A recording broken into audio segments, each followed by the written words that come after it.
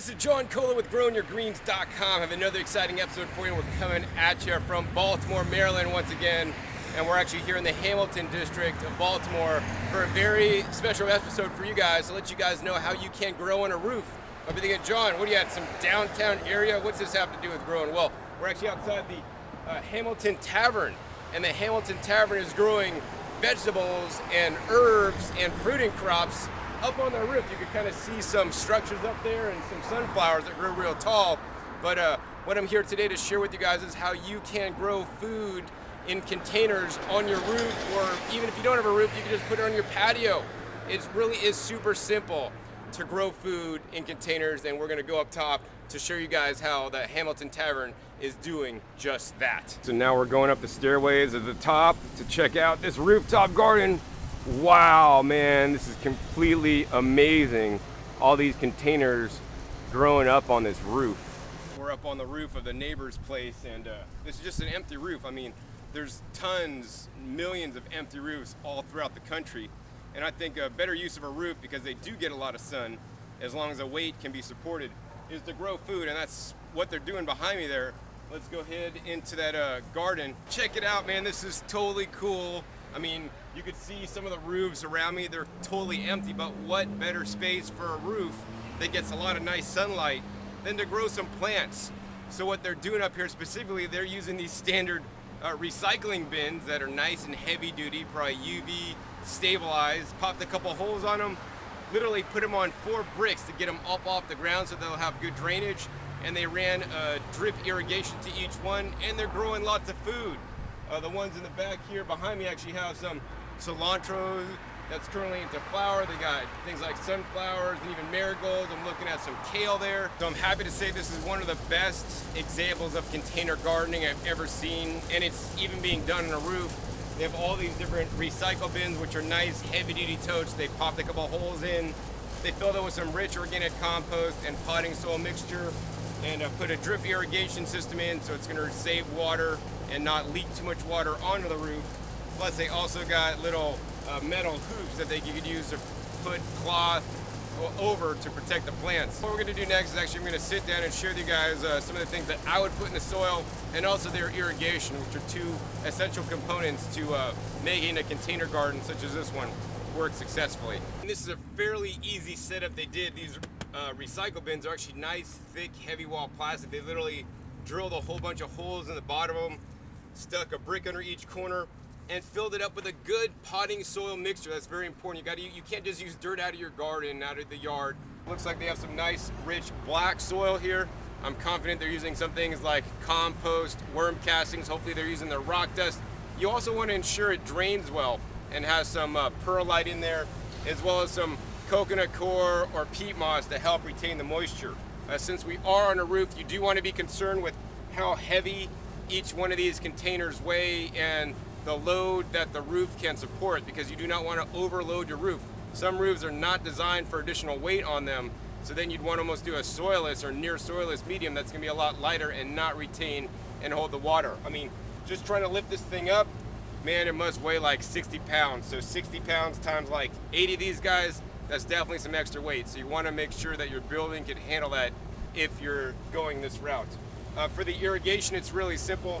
They simply have just 2 little drip emitters here that looks like it waters each container sufficiently, and that's all fed by a 5/8 inch dripper hose. And drip irrigation is definitely the way I'd recommend to water. It gets water where you need it, and you can ensure your drip system only runs as long enough so that you can saturate the soil enough and not overwater so that it drips extra water out, because we don't want to waste any water now, would we? I was just sharing with you guys how to make a soil mix that doesn't quite weigh as much. The other thing you want to do is optimize all the different things that are going up on the roof, such as the bricks. Maybe they got some recycled bricks, maybe this was planned, maybe it wasn't. I think that this is cool. They're using bricks that are actually hollowed out, so these are going to weigh less. And think of other things you can use that to raise these guys up off the ground so that they could get a proper drainage and not get any bugs and different things collecting underneath them. If you think it takes some kind of complicated, expensive irrigation system to irrigate all this, all it is simply a PVC pipe that comes off the ground up here to a nice steady support. And then we got a little standard faucet that goes to a T. One side we have a standard hose, and they actually got a nice Craftsman rubber hose, the hose I like the most. And they can hand water or when they do transplants or whatnot. And then on this side they have a nice basically screw-in battery operated irrigation timer that's preset so that it waters just enough so that the plants get enough water. These irrigation timers are about $20 to $30, and you know they're going to handle all the watering for you so that you don't have to remember, you don't have to do anything, and you provide the plants a good place to grow, including good soil, good plants, and some water, and they're going to grow because nature knows what to do. You know, it's just about getting out of the way and letting nature do its thing. So gardening really is that simple. One of the challenges with growing on the roof is that you don't have maybe a lot of real estate, and you can't have things bustling over the sides of the containers onto the walkways. So what do you do then?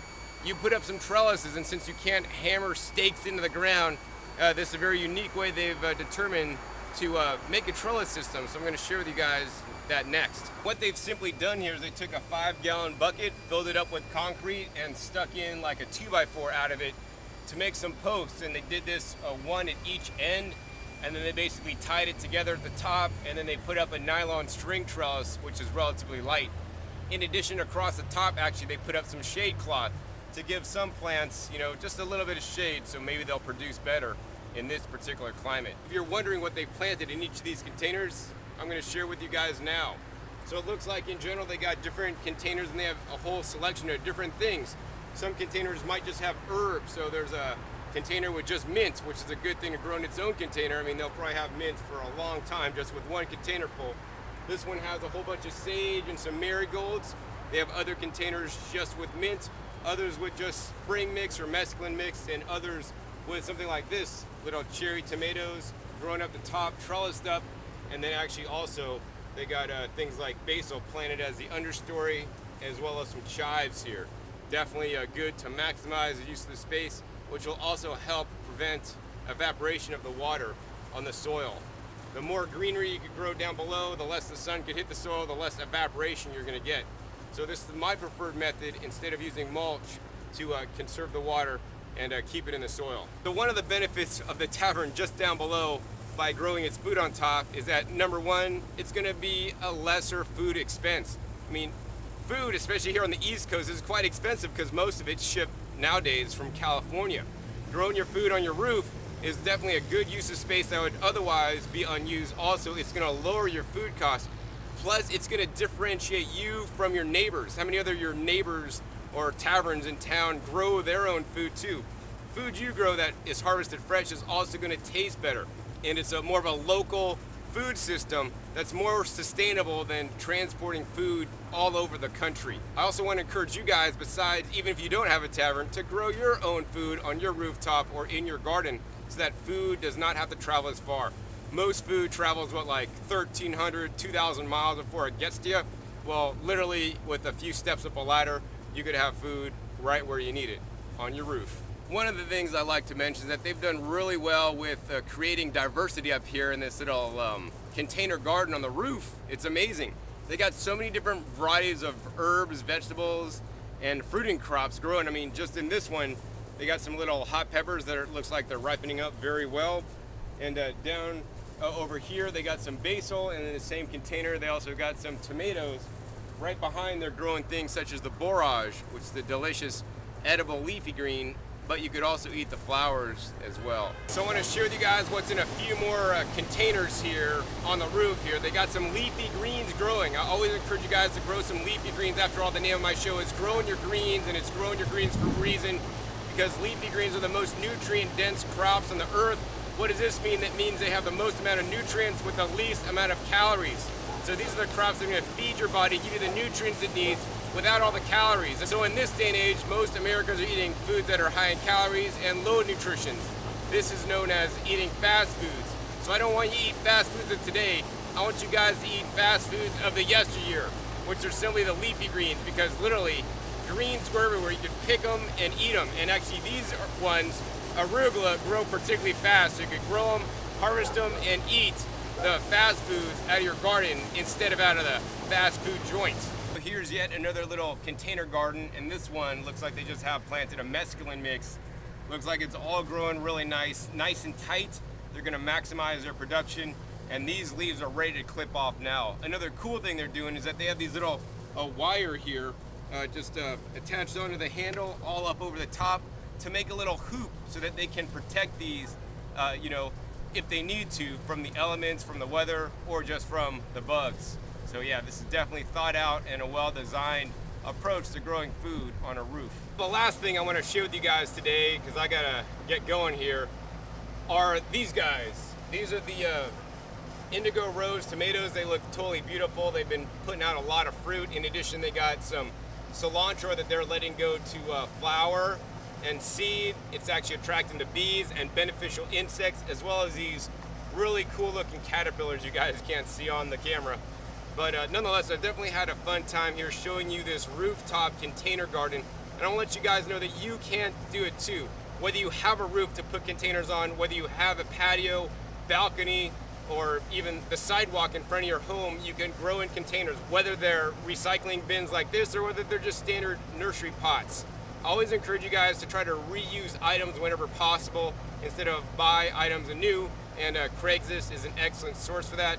Once again, I want to encourage you guys to start a garden today so that you can be eating out of your garden instead of out of the grocery store. Hopefully you guys enjoy this episode learning how to grow in containers on a roof. Once again, my name is John Kohler with growingyourgreens.com. We'll see you next time, and remember, keep on growing.